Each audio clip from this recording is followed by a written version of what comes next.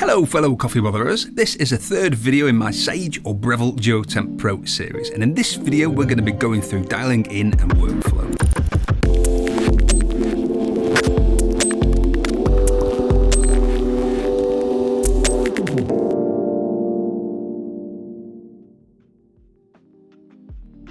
Dialing in the Duo Temp Pro is actually more simple than with most of the Sage machines, as it reduces the confusion that programmable shot buttons can sometimes bring to beginners. If you have any of the other Sage machines or any machine with programmable shot buttons, I'd highly recommend that you don't use the shot buttons for dialing in. Just pull the shots manually while dialing in. Once you're dialed in, then reprogram the shot button to the desired yield for whatever ratio you're going for. And jobs are good 'un, as we say up north. Kid. Dialing in with the Duo Temp Pro involves 4 simple steps. 1. Dose the basket. 2. Puck prep. 3. Flush the group. And 4. Pull the shot. Step 1. Dosing the basket. This literally just means grinding coffee into the basket or into a dosing cup and then into the basket. Depending on the coffee you're using and the grind size, the dose weight is usually about 18 to 19 grams with the Sage machine. So I'm grinding 19 grams and then trimming with the razor tool after tamping. Keep in mind here that we do want to know what the dose weight is and the shot weight, so you really do need brew scales, but the reason we want to know the weight is that so we know what the ratio is. What I'm really bothered about when dosing is dose volume, meaning the physical volume of the ground coffee in the basket and therefore the height of the coffee in relation to the shower screen above. This space is called headspace, and when we don't leave enough headspace we get what's known as overdosing. When we leave too big a headspace, underdosing, this isn't an issue as such other than causing soggy pucks, but a smaller dose volume would normally require a different grind size. So we really want to be keeping the dose volume the same each time.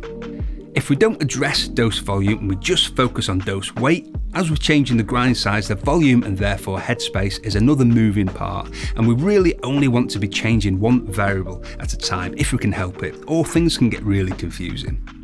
This is why the razor tool is such a great little thing, because it ensures you have the right dose volume every time and also ensures a level surface if you've tamped slightly wonky, which is a very common thing to do. A quick dialing in tip: a dialed in dose with these machines using the double shot basket is usually 18 to 19 grams.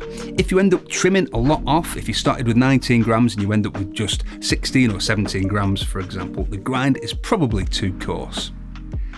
We can tell this because a bigger grind size will take up more volume in the basket. If you go to trim with 19 grams and the razor tool doesn't even touch the coffee, the grind size is probably too fine. Step 2. Puck prep. You can make the puck prep as simple or as involved as you'd like. I'd recommend either tamping and trimming with the razor tool or adding WDT or WDT and leveling.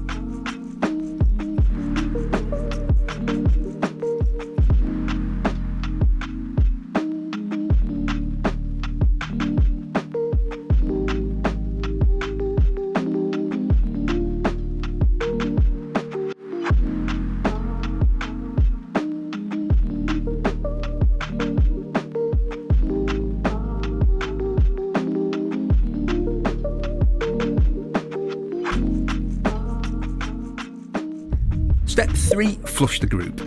I'd do this just after the machine is heated up, but I'd also do it again before each shot so that the group and the brew path are all at the same temperature each time.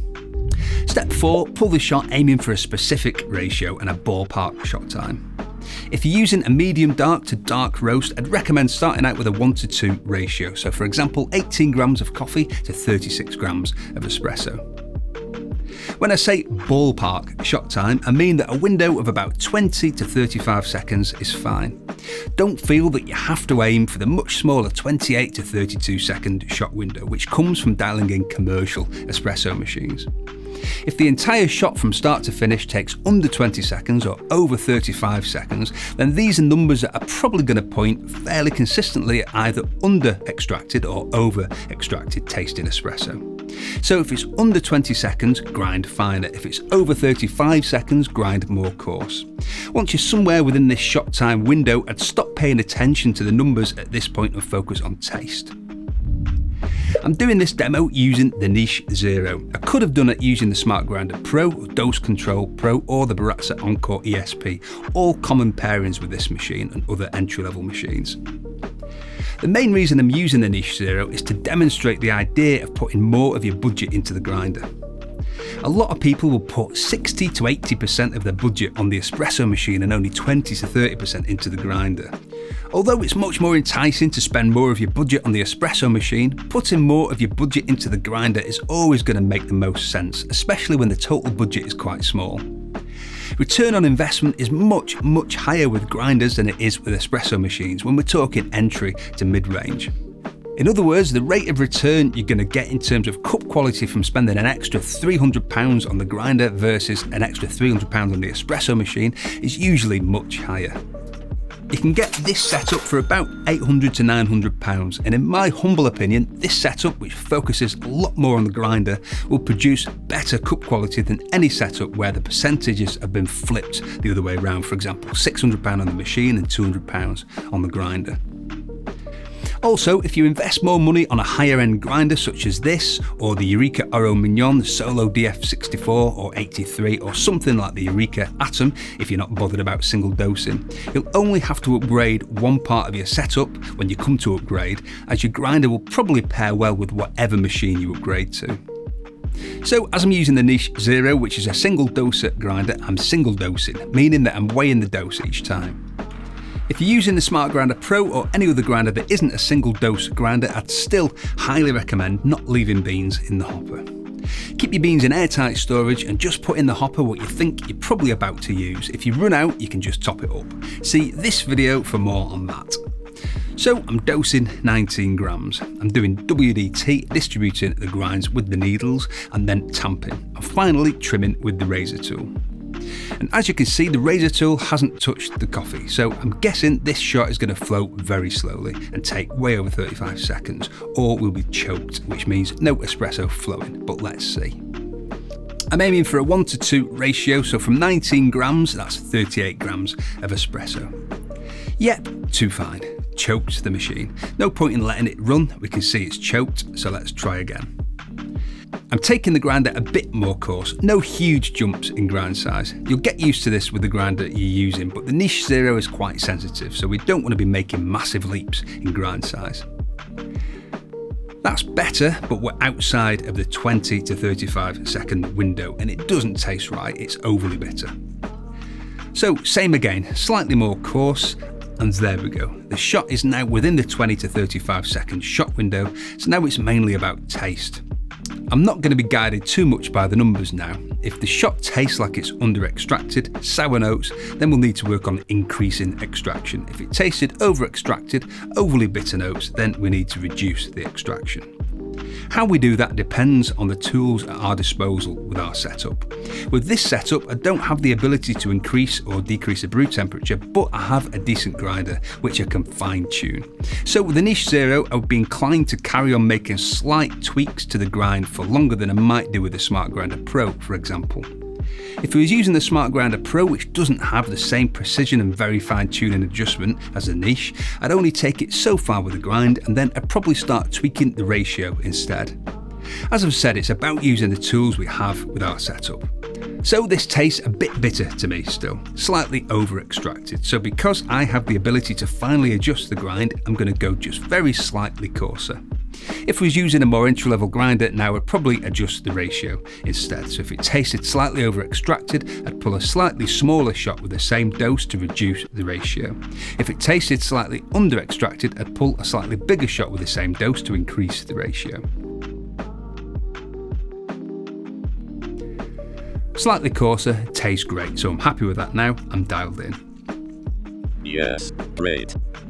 I'll make a note of that on my phone, what the ratio is, shot time, grind size, and the next time I'm using these beans, I'll start there.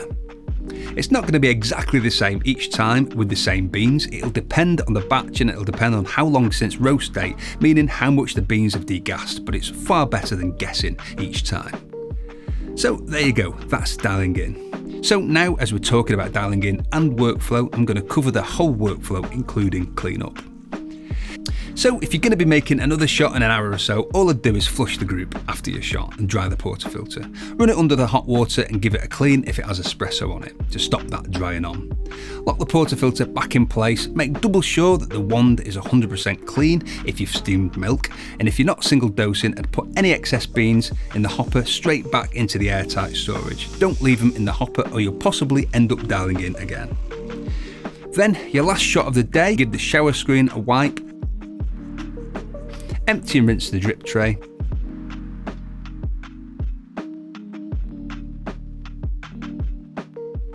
Empty the water tank and give the machine a quick wipe down, and then make sure it's nice and dry. Make sure the steam wand is clean. And it's all nice and clean waiting for you in the morning.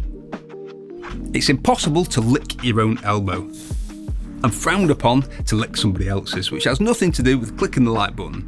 But after you've tried as hard as you can to lick your elbow, click the like button. Thank you very much for watching, and if you love coffee and enjoyed this video, we've got tons of content about how to make better coffee at home to take you from beginner to home barista. We've got reviews and how-tos on the most popular machines. If you like the sound of that, click on my face to subscribe. Tatty Bye!